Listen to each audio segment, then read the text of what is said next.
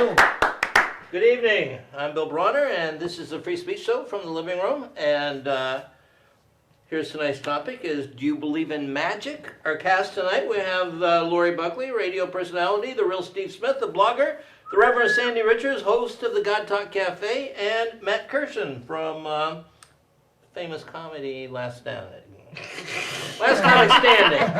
Yeah, but we're not affiliated with NBC in any way. They don't have enough money for this. Or Universal either. Yeah, they can't buy me. They're owned by General Electric. Enough for sale to those warmongers. Take that to the bank, NBC. All right, tonight's topic is, do you believe in magic? And immediately, my instant response is, nah. But then I started thinking about magic, and I read about it on, what's the Webtopia, Wikipedia. I went to Wikipedia, read about magic, and I started thinking, well, maybe there is some magic out there. Not because of Wikipedia, but just, but, here's magic to me now. I mean, magic traditionally has been some kind of where you thought you could use some kind of a special thing that you held or rubbed, or an incantation or a mixture of herbs or something that would give you power over the forces of nature. And that kind of magic I'm not a big believer in, but you know what? Every time I have an erection, that's magical. That's the kind of magic I believe in. Or when you plant a seed and that thing grows into something that you smoke later. That's magic. That is magical. And it's magical that you can meet somebody that you get along with for a long period of time. That's magical.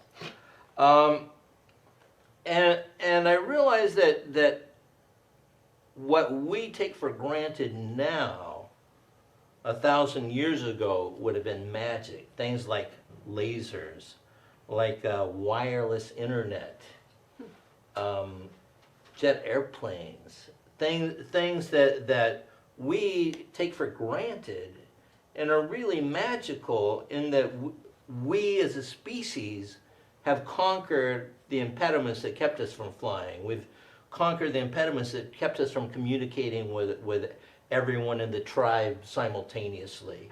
And so we see stuff that would be considered magic to anybody except for us, because we have, fucking another innovation, laser, Blu-ray, 6 movies on a disc, big deal. I had a 360 gigabyte hard drive, big deal. And really, it's fucking magical. So, thank you, Apple. We will sell to you. All right, well, let's get on and give everybody a chance to talk about if they believe in magic. And our first woman is magical that we met. Yes, I'll take that. Yeah, Laurie Buckley. Laurie! I'm a confessed child of magic. Not the kind you think. I'll explain that in a little bit. But it's true, the rituals, imagine being the first person that figured out fire. Oh my God, a franchise. I have 2 goats, 2 or 3 of those cave women over there, and you just kind of think of all the things that were your options. And that's the interesting thing about magic. Magic is a bunch of words, a little tiny word for a whole bunch of things. Things we can understand, things we can't understand, things we're looking forward to maybe understanding. And you look at Merlin. I said, here's the guy. Remember the movie, the Disney movie, The Sword and the Stone? Mm-hmm. And so, he made magic. And it was the first people there, the first scientists, the first alchemists that knew what was up. They had a whole scene going there, so I kind of like that. And then the tooth fairy, I'm Irish, so, you got the leprechaun thing going on, and they had the magic, and poor people eating potatoes, looking for pots of gold. Bless their heart. But I said, look at the tooth fairy. She has her own magic. I said, I totally believe that it explains the whole thing about this administration, because one day she looked over at little George Bush and she went, poof, you're a pile of shit. And lo and behold, he was. And then I'm from Vegas, so Vegas magic, which is always very interesting. Pull rabbit out of your, in order to put a rabbit out of your hat, a rabbit out of your hat, you must put one in it. So you've got Siegfried and Roy, you know, you've got people ask, did Roy die, you know, 20 years ago? My friend called me, I go, like I knew everything. And, you know, magically he appeared. They thought it was his cousin, who knew? You know, then sleight of hand, you know, my friend was an amazing sleight of hand artist, which is a cool thing to watch. You cannot believe. It's much like the stock market. You cannot believe how money is leaving your hands into the hands of others. And my friend Scott, he gave a seance once, and he darkened a room unbelievably dark so that wires could roll and cross, microphones were under tables, and then, knowing who he was inviting to the seance, he went into their rooms while they were at class, looked in their phone books, dialed up their friends, found out those little tiny secrets that no one will ever say again. And so when he did the seance, he started saying, little Bobby Lou, yes, your sister, she went blind at the age of 2.5, didn't she? In a small cabin in the woods. How did you know that? Well, after about 3 seances, people were going wacky and started to take him really serious, you know. So he stopped it, but he had a ball doing it, and I kind of like the way he works. But then there's the magic of planets, and I always say the planets are fucking every time you have one of those weeks where crap is just happening. Nothing seems normal, but you got to stay cool and keep going down the road of obstacles like they're not there. That's kind of a magic to it. So, and then there's the magic of astrology and all that stuff going on. You know, when I found out I had a Sagittarian rising, I thought it was my boyfriend. But it wasn't a Sagittarian thing. And so then there's the natural magic of volcanoes, and imagine how it was for the first people that nailed the eclipse. Oh my God. Do as I say, or a darkness and orange sun will happen. You know, how cool is that? So, you know, I kind of like that, but my biggest magic is the magic of love and the power of love. I was raised in a house where, my parents didn't know where the next gig was, but they never mentioned it. And somehow being cool people and being hipsters and going in the balance of life that, you know, that you're looking for the kindness of strangers and a future audience. You know, and somehow we never missed a meal. Somehow all things would appear. And I kind of ended up living my life like that too. Now, you know, I call it blessings. It can be the God movement. I'm kind of in my own movement. I like the Buddhist thing. I like all of Islam. All of them got some cool things going on. But I am a person who believes in the molecular divinity.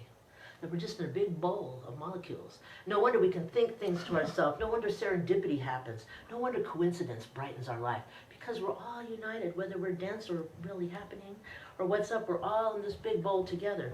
So, you know, I believe in magic. In young girls' heart. Yeah, we're still talking about but I believe in it, and I find magic in love. I find magic in strangers. I find magic at the convalescent home where my brother is. And the old folks, every stranger is a friend. And I find that I've learned after you live long enough, it's be cool, because the magic is out there, and you never know when you might step into something cool. All right, Laurie Buckley. Well, you know, when I was looking for the magic thing, you know, I Googled it, and then I Googled, do you believe in magic? And like 10 pages of the Love and Spoonful, you know, but nothing about other people believing in magic and stuff. And you know what, if there really were real magic though, it'd be on TV more. You know, if someone healed people, you know, that would be a daily TV show. It wouldn't, you know, it'd be hundreds of people being healed. Okay, you're healed. I mean, and instead it was like Oral Roberts, you know, which is a huckster. You know, it's just no magic really. An oral huckster. Yeah. The real Steve Smith's gonna share. All right, all right. Steve! Yeah! Woo! All right. Is there magic? I think there has to be magic in order to be successful, to have hope. You know, of course you need magic. It's just that magic nowadays has gone from like a man escaping out of a tube, you know, with his hands handcuffed, to just a guy going like this. How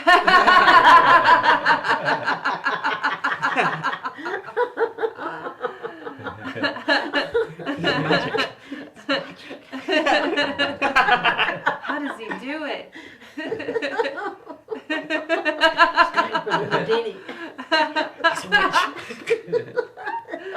We're not his shirt for. Right, exactly. So it's not magic. That was fabulous. But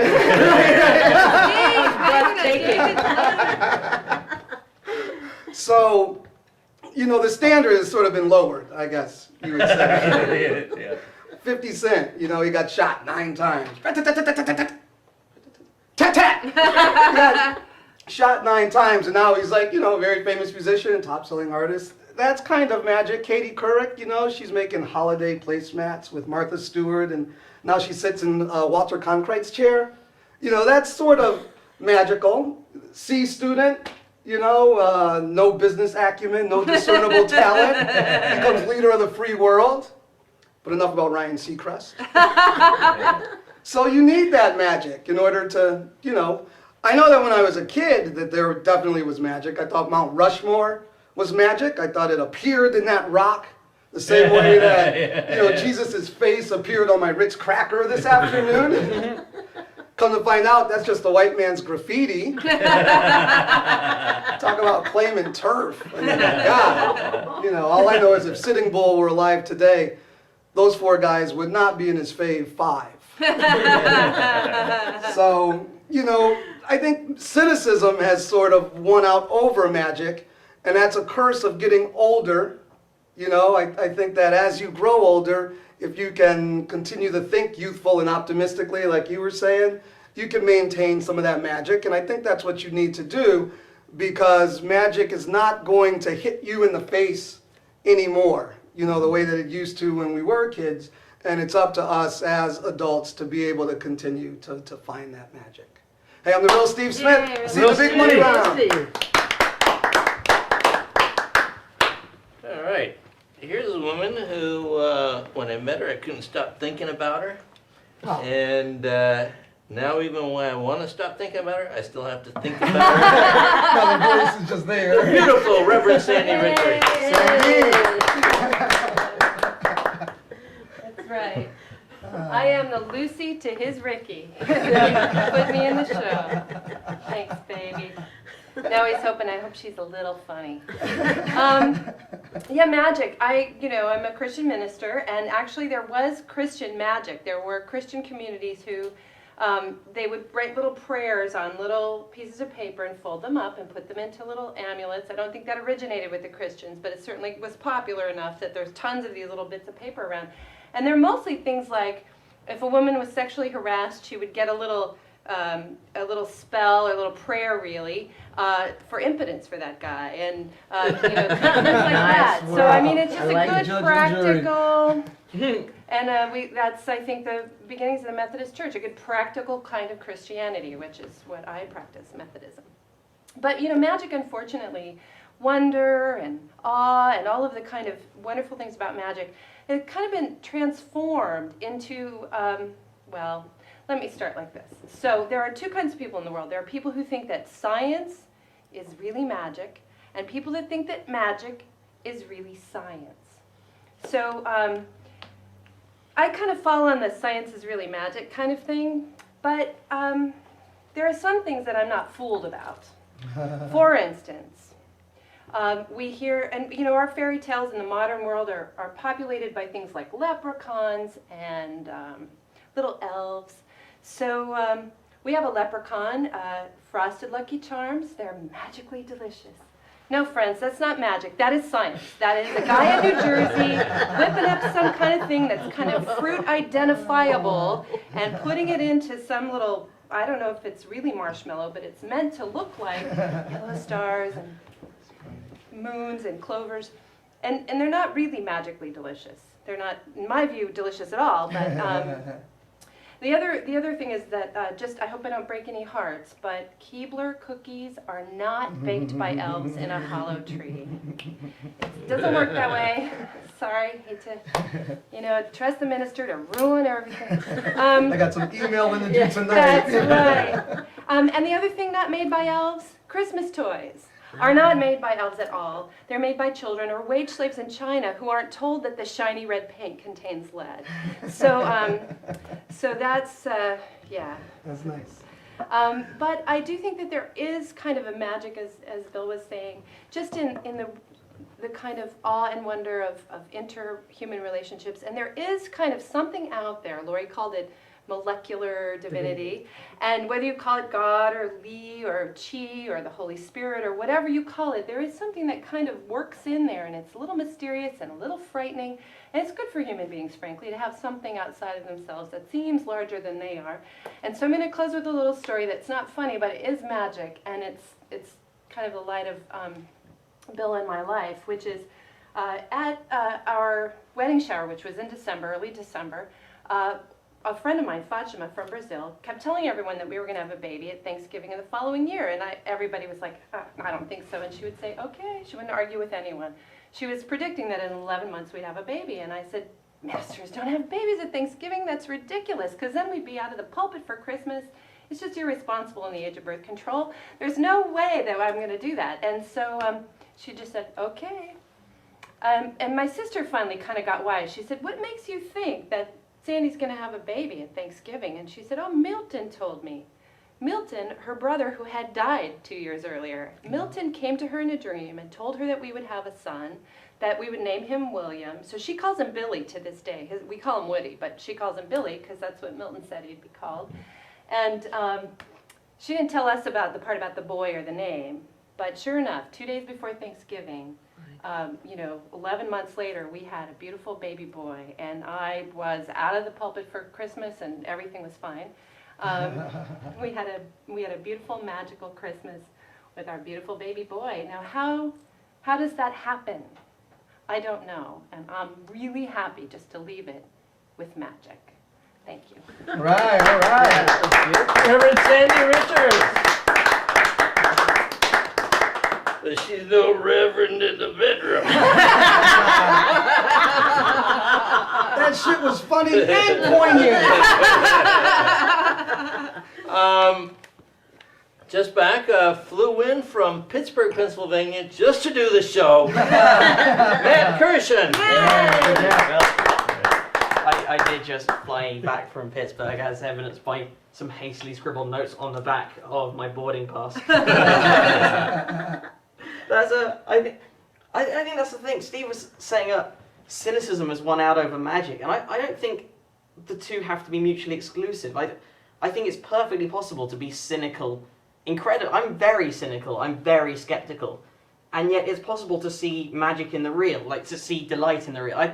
I don't think, like your story, I'm extraordinarily skeptical about that story, just because I think, I don't doubt the facts involved in that story, but for every one of those, there are thousands of predictions made by a friend that don't even come close to it. And then you forget them, and selective memory, but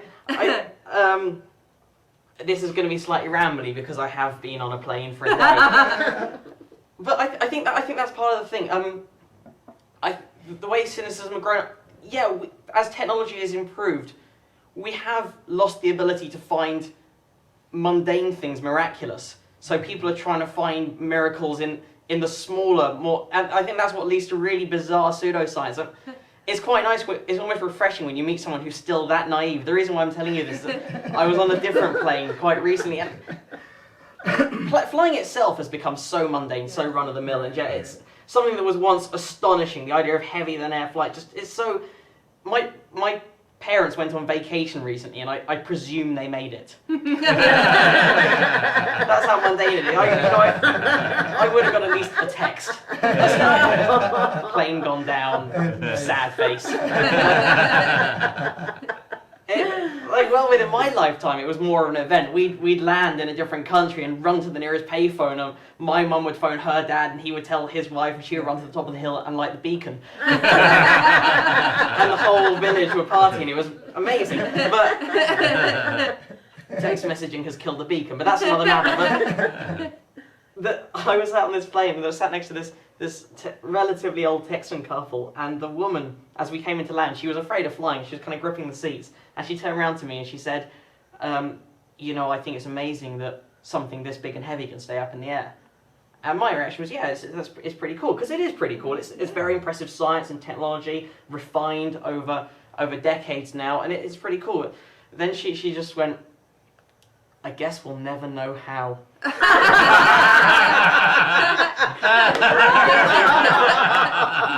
was beautiful. You'll never know how. I think that's the big difference. Some people have an inkling, at least. It's not like they just keep trying different shapes to see what works. Like, the cube!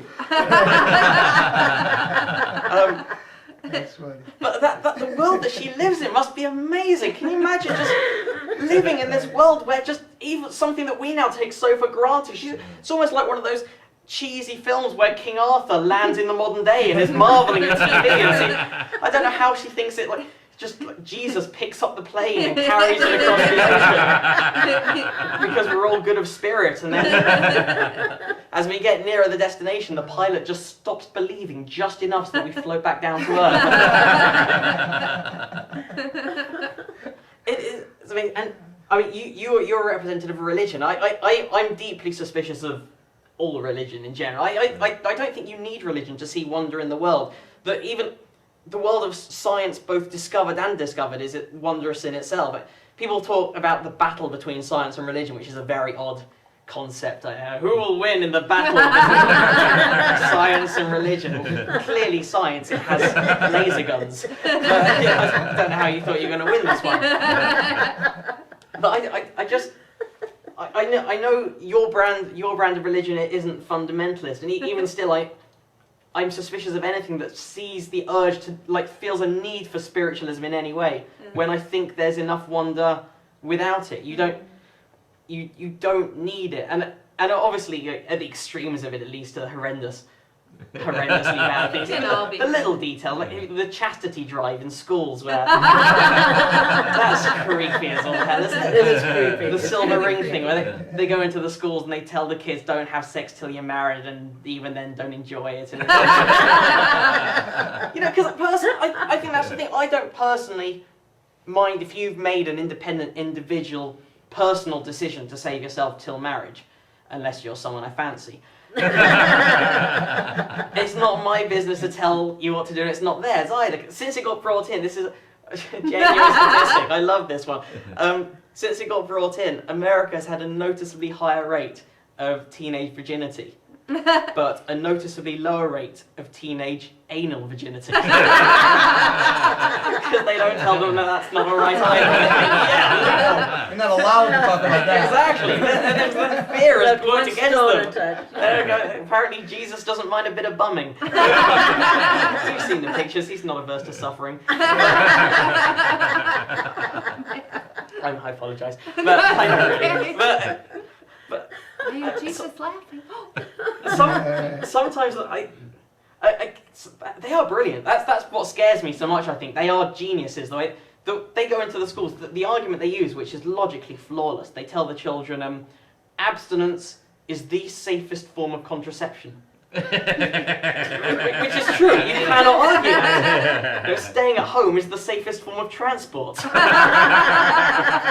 with anorexia rarely get food poisoning. It doesn't make it healthy. I've gone way off my original point, but I think my original point is twofold. Firstly, I think as we get more to grips with things which it's Arthur C. Clarke's point, isn't it, that any sufficiently advanced technology is indistinguishable from magic, and as our technology gets more and more advanced, things that would be considered miraculous, magical, become mundane, and people do seem to have an inherent need, or at least certain people have an inherent need for something magical, and that drives it to the more obscure extremes, or even the opposite, where just people have some vague notion of being spiritual but not really knowing what that is.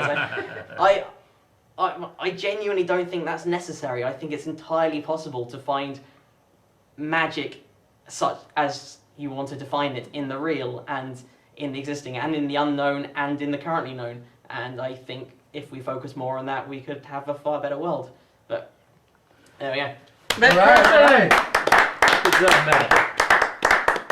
All right, we're going to reset the equipment, come back and have our panel discussion. So click on over, and great beginning to a really fun show. All right.